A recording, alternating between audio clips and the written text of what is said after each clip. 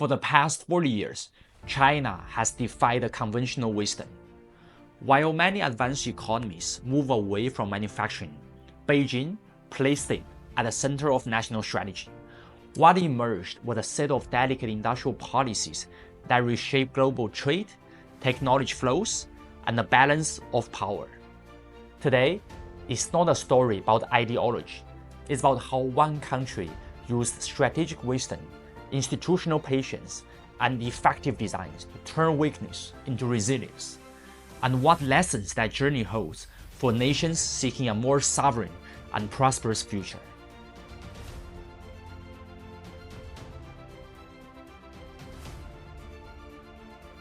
In the early 1980s, China lacked modern factories, technical expertise, and export channels. What China had was abundant labor, large tracts of lands, and a government that is willing to experiment outside the boundaries of conventional economic models. So that China has set up the special economic zones, most famously the city of Shenzhen. They were not designed to showcase ideology. They were the testing grounds, places to attract foreign capital, to adapt external production methods, and build the operational experience at scale. Assembly-based exports drove the growth. Joint ventures encouraged technology transfer. So the priority was participation in global supply chains, not leadership among them. That strategy was pragmatic. It has treated global integration as a means of accumulation, acquiring know-how, building factories, and training a new generation of industrial managers. By the early 2000s, the foundation was in place. China had become a major manufacturing hub for the world. Yet, it still remained dependent on imported machinery, foreign technical standards, and upstream technologies. So the first phase of this industrial reform was about access and absorption, learning from the outside world, building domestic capacity, and accepting a junior role in the global economy. It wasn't glamorous, but it was actually essential to start with.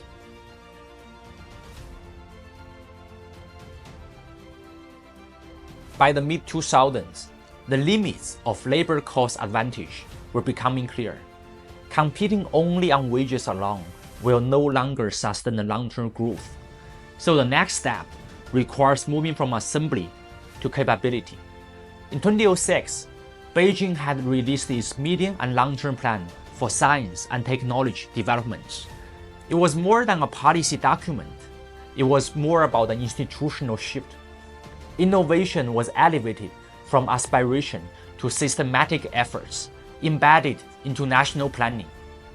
Soon after that, the government identified strategic emerging industries, biotechnology, electric vehicles, aerospace, advanced materials, and environmental technology. You name it, sector by sector, industry by industry. The agenda shifted from being part of global supply chains to shaping them. This wasn't a single law or subsidy, but a holistic framework. The state provided guidance, financing tools, and procurement contracts to reduce the risks that the private companies could no longer bear alone. The results were uneven, but the continual actions mattered way more than efficiency alone. Then came the global financial crisis of 2008. As external demand collapsed, Beijing turned inward. Spending from fiscal stimulus upgraded infrastructure and deepened the domestic industrial ecosystems. A moment of global volatility became a chance and opportunity for Beijing to insulate its developments from foreign shocks.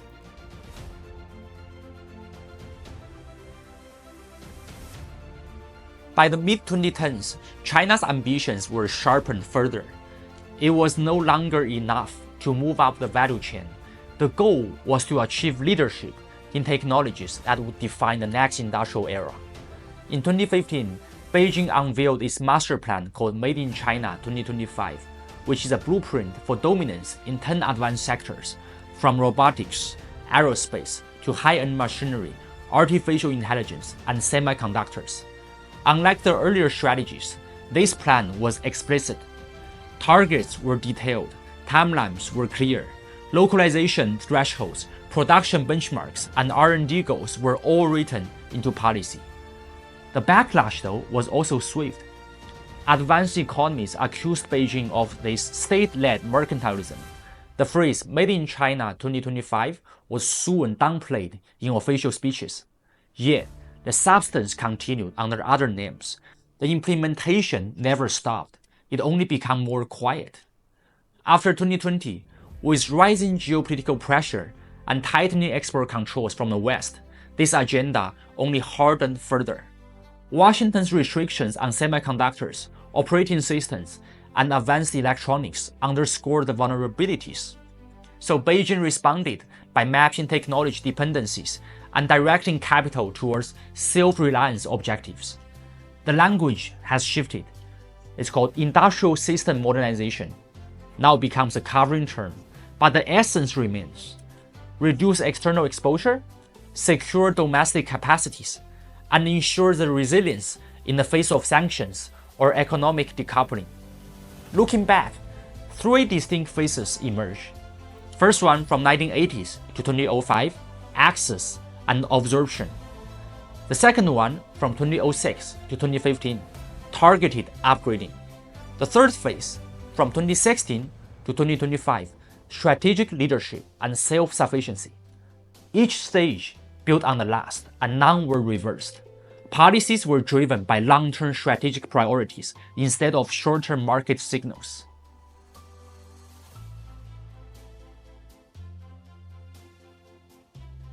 For most of the 20th century, the United States set the global standard for industrial power.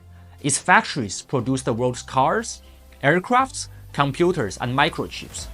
Manufacturing was not only the backbone of national strength, it was also the anchor of its middle-class stability. But in the 1980s, the priorities began to shift. The market liberalization, financial deregulation, and globalization all redefined how policymakers viewed production. Industrial capacity was treated as something that could be outsourced, so long as the profits, intellectual properties, and innovation remained at home. Industrial strategy gave way to the divine doctrine of efficiency and shareholder value. Decisions about where to build, how to invest, and what technology to scale up were left largely to private sectors. So the consequences unfolded gradually. The semiconductor factories moved to East Asia. Battery supply chains emerged first in Japan and Korea, later in China. The green technologies, solar panels, EV components, the great hardwares, were commercialized with minimal US involvement in scaling up.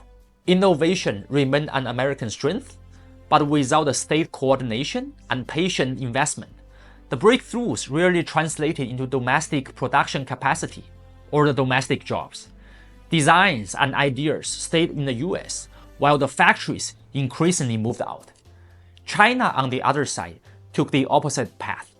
It invested across the full stack: basic research, technical education, capital markets, infrastructure, and production incentives. Manufacturing was not a legacy sector to be managed down, but a strategic lever of technology relevance and geopolitical weight. Over the past decade, Washington has tried to reverse the course. The CHIPS and Science Act, clean energy subsidies, and new industrial policies marked the re-entry into this state-led strategy. But re-entry itself is not recovery. Years of underinvestment have hollowed out the ecosystem. Tooling expertise, skilled labor pools, upstream suppliers, component clusters. Rebuilding all these is not a matter of money alone. It requires time, institutional capacity, and a political willingness to treat industrial resilience as a public good. So the divergence is stark. One model delegated direction to capital markets. The other one embedded it in national strategy. The outcomes are measured not just in exports or GDP, but in control over core technologies and the ability to produce them and to scale them up.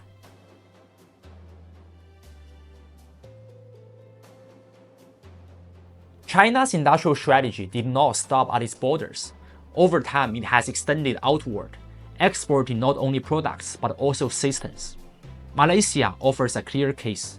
In 2017, Kuala Lumpur became the first overseas city to adopt this city brain, which is an AI-driven urban management platform developed by Alibaba, China's e-commerce conglomerate. The system ingests real-time data from road networks, surveillance cameras, and emergency services to optimize traffic flow and public safety.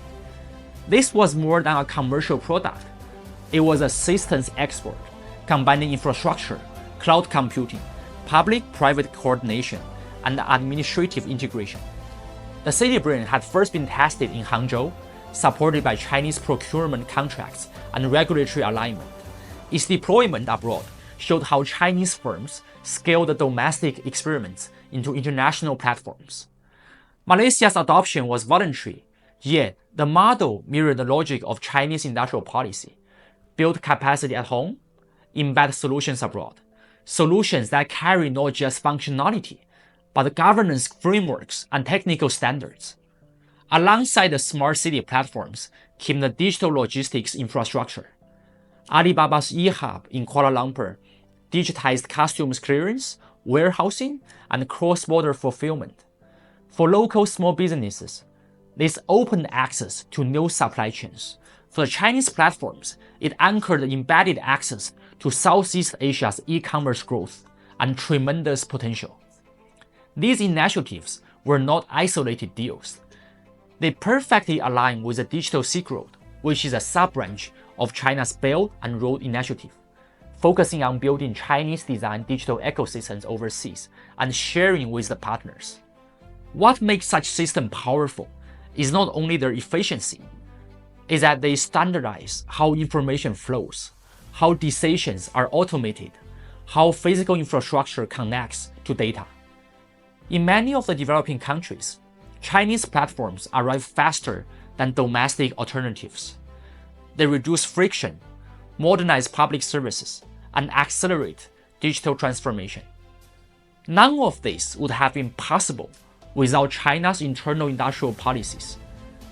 The state directed investment in AI, telecom hardware, and cloud services created such foundation. Companies like Alibaba benefited from scale, regulatory support, and research access before taking their platforms abroad. The result is a new form of influence, not imposed through ideology or coercion, but through structured code, logistics, and infrastructure integration. For countries adopting these systems, the benefits are clear: quick modernization and long-term alignment with a Chinese design architecture.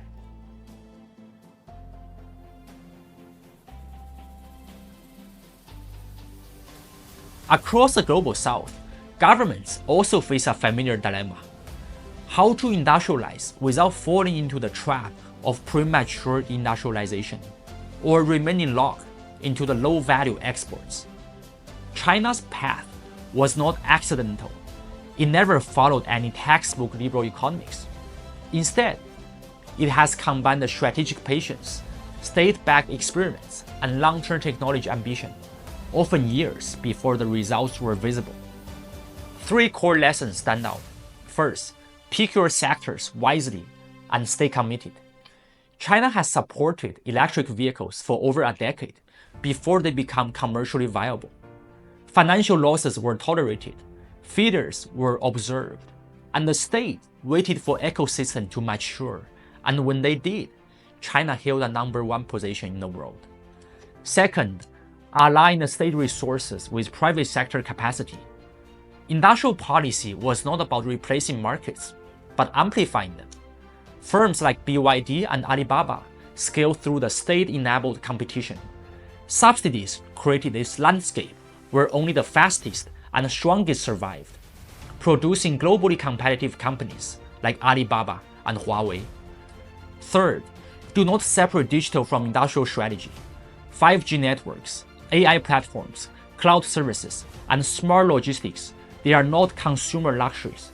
They are the backbone of supply chain coordination, industrial resilience, and urban efficiency. Treating them as integral to manufacturing strategy proved decisive. Some of the governments have begun to adapt. Vietnam is pursuing the targeted semiconductor initiatives. India has been using the incentive schemes to draw EV and electronics manufacturing. Indonesia is also investing in the battery supply chains, linking mineral resources with industrial processing.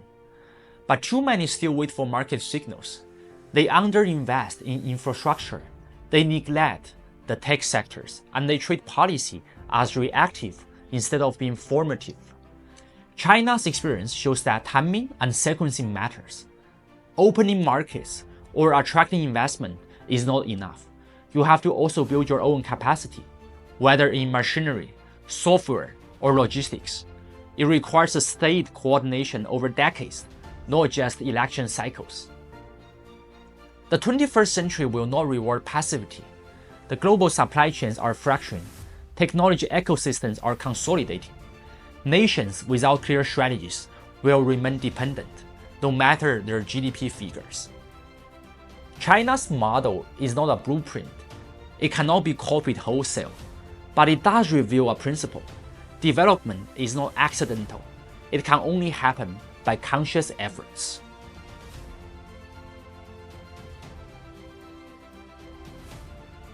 So what's the future of industrial and supply chain sovereignty across nations? China's transformation was not spontaneous. It was a mixture of strategic intent, institutional implementation, and long-term political will. From the factory floors of Shenzhen to the AI labs of Hangzhou, the trajectory was uneven, but never without directions. Every shortfall prompted recalibration, not retreat. Every policy failure became the foundation for the next leap forward. The lesson is not about copying China, because no system can be transplanted wholesalely. The lesson is about the following principle. A sovereign economy requires more than access to global markets. It needs the capacity to produce, to adapt, and scale up critical technologies on your own terms. Because without that, the growth remains fragile. It remains dependent on foreign capital, foreign platforms, and foreign demands. Over the past 40 years, two models diverged. One entrusted industrial direction to capital markets, private sector alone. The other one embedded it in national strategy. The outcomes were measured not only in GDP, but in resilience. Who controls the technology? Who owns the supply chains? And who can withstand strategic shocks? For the Global South, the choice is no longer whether to act. It's about how soon, how fast, and how far. Industrial and supply chain sovereignty is not a luxury. It's the foundation of national survival. It's the enabler of innovation and the true measure of geopolitical power. The choice is in your hands now. Brothers and sisters, let's shine together.